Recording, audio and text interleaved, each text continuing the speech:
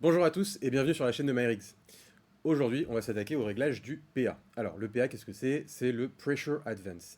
C'est un concept qui est assez étrange, assez compliqué, mais en réalité, c'est quelque chose de très logique et qu'on va régler assez facilement. Alors, comment ça se passe? Qu'est-ce que c'est? Qu'est-ce que ça veut dire? Le Pressure Advance, en réalité, c'est le fait d'appliquer une pression plus ou moins élevée avec la tête d'impression sur la ligne qu'on est en train d'imprimer. Pourquoi? On va prendre un exemple très concret. Imaginons que vous ayez une ligne parfaite à faire, une ligne toute droite, et que, du coup, vous allez avoir des accélérations et des décélérations. Si on part du principe que on a un flow qui est continu, lorsqu'on va avoir une accélération, typiquement, on va avoir, au moment où on commence, une ligne correcte. Lors de l'accélération, on a toujours le même flux qui s'écoule, et du coup, la ligne va être beaucoup plus fine. Ce qui veut dire que si on a une accélération avec le flux qui est continu, on va avoir une toute fine, et lorsqu'on va justement s'arrêter sur l'accélération, donc on va freiner, on va avoir un gros tas qui va se former avant de repartir sur une ligne correcte. Et bien justement, le fait de régler la pressure advance, c'est permettre à toutes ces accélérations et décélérations d'avoir un aspect visuel et rendu correct. Donc pour ça, on a des outils qui existent, qui sont relativement faciles, que je vais vous présenter. Moi, en tout cas, je vais vous en présenter un. On ira à la fin de la vidéo nuancer un petit peu sur ces résultats, et je vous expliquerai pourquoi. Alors, je disais, moi, je vais vous présenter une des façons de régler son PA. Alors, cette façon qu'on va utiliser, c'est la méthode qui a été mise au point par Elis. C'est une méthode qui est accessible sur Internet. D'ailleurs, on va aller sur une page Internet pour que je puisse vous montrer comment configurer tout ça. Et ça va nous donner un G-code qu'on va lancer en impression sur l'imprimante. Et une fois que c'est terminé, on va obtenir quelque chose qui ressemble à ça. Alors, l'avantage, c'est que une fois qu'on a ce truc-là dans les mains, c'est plus ou moins facile de déterminer, simplement en le lisant, quelle est la valeur la plus appropriée. Alors, pour faire ça, comme je le disais, on va aller sur une page Internet. Alors, sur cette page Internet, je vous mettrai bien sûr le lien en description de la vidéo, on va avoir la possibilité de régler tous les éléments qui sont liés d'abord à notre imprimante, ensuite au filament qu'on va utiliser, et pouvoir aussi régler la plage, comme vous pouvez le voir ici, la plage de PA qu'on veut tester. Alors, première chose à faire, quand on arrive là-dessus, c'est de régler ou de vérifier si tous les réglages sont bons. Alors, on va commencer simplement dans l'ordre. Donc aujourd'hui, on va utiliser une imprimante qui est sous clipper, avec un nozzle qui est en 0.4. Le filament fait bien 1,75 de diamètre. Et le filament qu'on va utiliser, c'est le filament noir qu'on a utilisé dans la vidéo sur l'EM, et on avait déterminé que l'EM était à 0,93. Donc, j'ai bien renseigné le 0,93. Ensuite de ça, on va aller régler les paramètres qui sont liés à notre imprimante. Alors, en l'occurrence, le bed, chez moi, il est carré, c'est donc un rectangle. La taille du bed, c'est bien 250 par 250. Et je vais régler une vitesse relativement faible pour mon imprimante, mais qui est de 250 mm par seconde. Voilà. Alors ensuite, on n'a pas encore abordé la rétractation et le Z-hop, mais de manière générale, si vous mettez ces réglages-là, vous serez à peu près correct si vous êtes en direct drive. On va bien activer le Z-hop de façon à ne pas avoir le nozzle qui frotte sur les lignes. Voilà, donc vous l'activez bien ici. Et ensuite, on va partir sur les réglages de vitesse. Alors, pour le premier layer, de façon à ce que ça soit parfaitement propre, je l'imprime relativement lentement, 30 mm par seconde, ça règle le problème. Et quand j'imprime ma première couche, je mets jamais de fans, donc je le laisse bien à 0. Ici, vous avez différentes options. Je vous conseille de laisser la première option avec la frame autour. C'est simplement qu'en fonction, vous allez avoir soit une couche en dessous, ce qui va être compliqué pour lire, soit justement, vous n'allez pas avoir de frame autour, ce qui va être compliqué pour pouvoir décoller et lire correctement. Donc moi, ce que je fais, c'est que je laisse la frame autour. Ensuite, on va avoir les réglages de l'imprimante.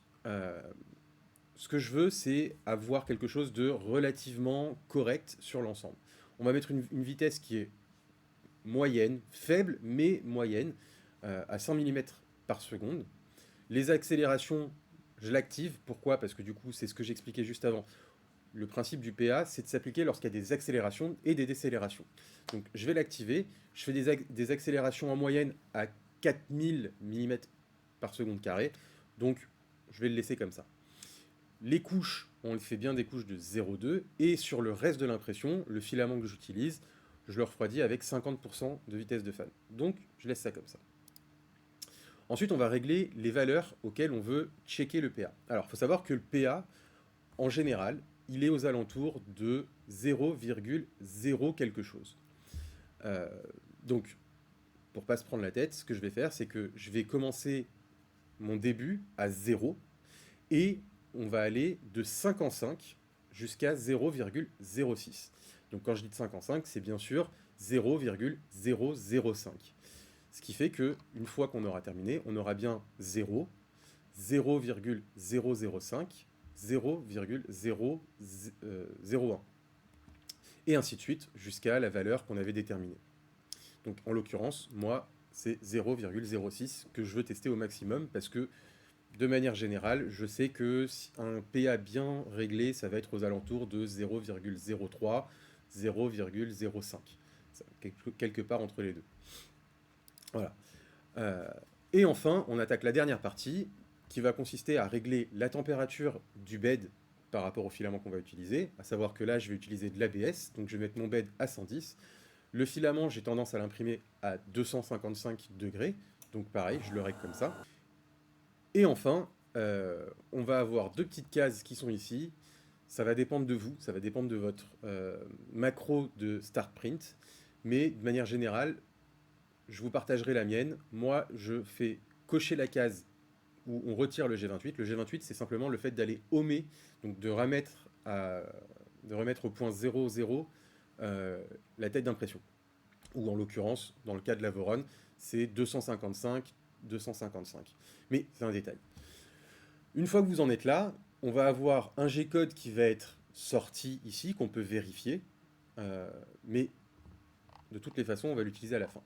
Donc, une fois que vous avez fait ça, vous cliquez sur Download G-code et ça va vous sortir un fichier simplement à lancer en impression. Alors, dans ce fichier-là, je tiens quand même à vous mettre en garde sur deux points. Ce fichier-là va marcher pour 90% des gens. Si vous utilisez, comme moi, le système TAP de chez Voron pour aller niveler le bed et niveler la gantry, il faut faire très attention. Le G-code ne prend pas en compte le fait qu'il y a un TAP installé, et donc il va falloir que dans le G-code, vous alliez simplement modifier la température du nozzle avant d'aller prober le bed. Mais je pense que si vous êtes capable d'installer TAP, vous êtes capable de le configurer et d'aller faire cette modification. S'il y a des gens qui ont des soucis, n'hésitez pas à le mettre en commentaire. Je vous partagerai un petit peu comment est-ce que moi j'ai fait. Bon, on a notre fichier, on le lance en impression.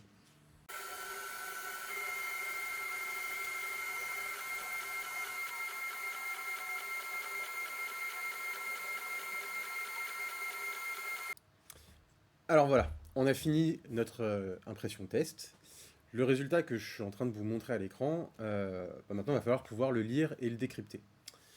On va regarder deux choses. La première, hop, je vous l'affiche, c'est que on va aller regarder sur la ligne qui est complètement au milieu, donc entourée en rouge, les endroits où il va y avoir un décollement qui se crée entre les lignes, juste dans l'angle, et à l'opposé, on va aller vérifier aussi les endroits où l'angle n'est pas particulièrement bien fait, et on va pouvoir voir qu'il y a une espèce de flèche qui se forme. Donc ça, c'est la première partie. Donc ce qu'on va vouloir chercher, c'est le juste milieu, justement. La deuxième chose qu'on va regarder, c'est, donc je vous l'affiche aussi, je vous l'ai entouré en rouge, c'est sur les côtés, là où il y a des petits pâtés qui se forment au début de chaque ligne. Pareil, ça c'est quelque chose qu'on va vouloir éviter. Alors, je l'ai entouré en rouge de ce côté-là, mais de l'autre côté, c'est la même chose. Donc on va chercher pareil, de la même façon, à avoir le juste milieu. Voilà, donc on a un petit peu regardé ces deux éléments. Maintenant, ce qu'il nous faut, c'est de déterminer, avec la valeur médiane des deux, où se trouve la valeur qui nous correspond. Donc, je vais vous rafficher maintenant donc, la photo qu'on avait réalisée. et on se rend compte que la valeur médiane va se situer entre 0,03 et 0,05. Alors, euh, dans un premier temps, c'est très bien de pouvoir définir que c'est entre les deux. On pourrait même déjà choisir l'une des deux valeurs. Moi, ce que je vais faire, c'est que je vais relancer un test, où cette fois, je vais faire augmenter par 0,001, mais entre les valeurs 0,03 et 0,035. Pourquoi? Parce que comme ça, je vais pouvoir déterminer quelle est la valeur la plus proche, jusqu'à un chiffre en plus derrière la virgule.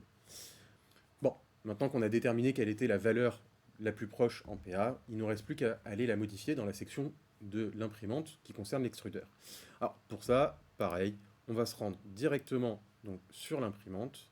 Là en l'occurrence, je suis sur mon imprimante. Et on va aller dans le fichier de config qui contient la partie sur l'extrudeur. Et on va aller chercher directement Pressure Advance. Alors, comme vous pouvez le voir, là elle était réglée sur 0.04. On a déterminé que c'était une valeur qui était aux alentours de 0,035.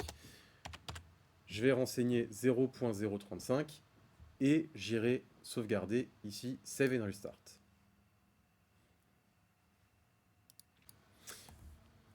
Alors, voilà, c'est on a réglé notre PA sur l'imprimante.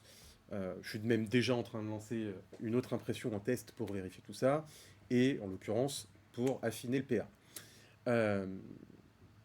Je vous disais en début de vidéo, on va devoir quand même nuancer le résultat qu'on va obtenir avec ces éléments. Pourquoi? Parce que, mine de rien, le PA, c'est quelque chose que vous allez devoir régler au fur et à mesure de vos impressions. Alors, quand je dis régler, c'est simplement affiner. Je vais vous montrer un exemple d'un PA volontairement exagéré. Alors, voilà, comme vous pouvez le voir, les périmètres vont avoir tendance à se décoller les uns des autres dans les angles. On va avoir des espèces de petits gaps. C'est ce qu'on voyait même déjà sur le résultat du PA qu'on a imprimé ensemble. A contrario, quand le PA est trop faible, vous allez avoir les périmètres en ligne droite qui vont se décoller les uns des autres. Et ça, encore une fois, tant que vous n'avez pas imprimé des éléments pour pouvoir le constater vous-même, vous ne pourrez pas affiner et fine-tuner ce réglage. Encore une fois, en théorie, vous devriez être avec un bon réglage après avoir fait le test. C'est de l'affinage, des petits réglages, mais vous serez déjà sur une valeur qui est plutôt correcte. Voilà, donc je pense qu'on a fait le tour en ce qui concerne le PA. Je vous dis à bientôt pour une autre vidéo.